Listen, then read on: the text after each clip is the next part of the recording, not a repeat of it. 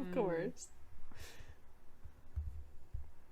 On August 5th, 1983, they were given a directive to run the transmitter non-stop.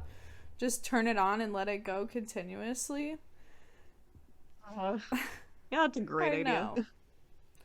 But nothing out of the ordinary occurred until August 12th. Then something very strange happened. All of a sudden, the equipment appeared to drop into sync with something else. They didn't know what function the system was now attuned to.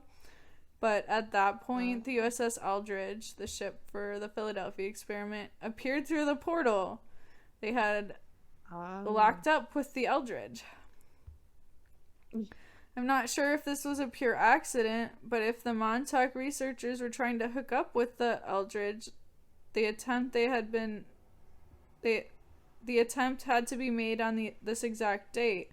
This was due to the 20-year biorhythms of the planet of Earth, which the discovery was also made in the process of these experiments, and the Eldridge experiment had occurred on August 12th, 1943.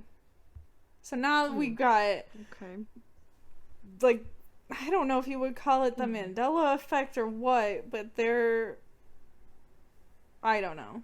Maybe they started the Mandela. Because of this shit, that's how we got the Probably. Mandela effect. Because they made it all wibbly wobbly. They did. They did. Okay. So they say they saw this ship that had disappeared. Yes. Interesting. So, I don't know. Yeah. And at this point, Preston and 3 of his colleagues were kind of feeling like this project was a little bit fucked up. So, at this point, yeah. They talked about the pitfalls of dealing with time and how this might affect the karma of the planet. And they hoped that the project would truncate itself. Consequently, their little cabal created a contingency program that only Duncan could activate. It was designed to crash the entire project. They finally decided they'd had enough of the whole experiment.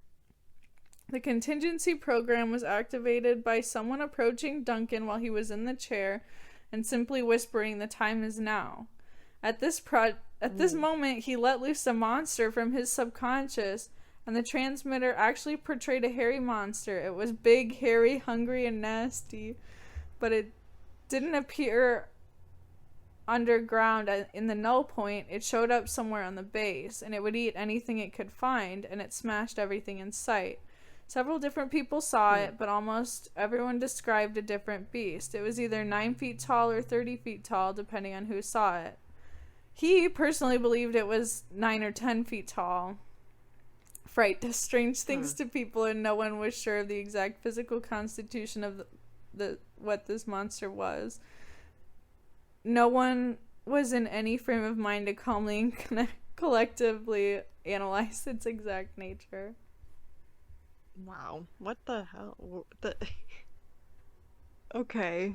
So it came from his subconscious? Yes, he created it. I thought it was like an interdimensional being. No, he made it. They made him make it so that... Right. So that they could destroy the whole thing. Yeah. Wow. Yeah, I guess if you have a conduit that can literally make whatever he's thinking, then I guess that's the natural conclusion to this. Yeah. Okay. So, after the events of August 12th, 1983, the Montauk Air Force Base was abandoned.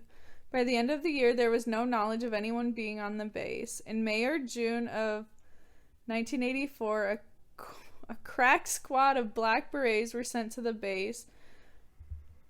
He said, "I believe they were Marines, but I'm not absolutely sure."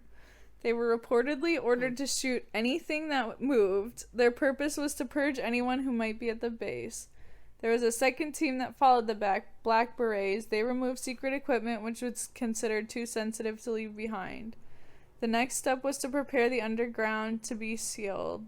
Certain incriminating evidence was removed at this point. I've heard that a room of 100 skeletons was cleared out during this evolution. About 6 months later, a caravan of cement mixers appeared on the base. Many people saw these trucks. They filled the vast underground areas of Montauk with cement.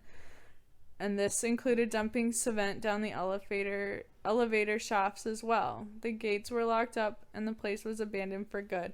And I thought I had this in That's here, crazy. but they also said that essentially Duncan being exposed to all of this made him brain dead but alive still. Oh. Like he was still Oh functioning but shit. his brain didn't, he was not. Like he was basically an Like, NPC. oh I no. guess. I said this is outlandish.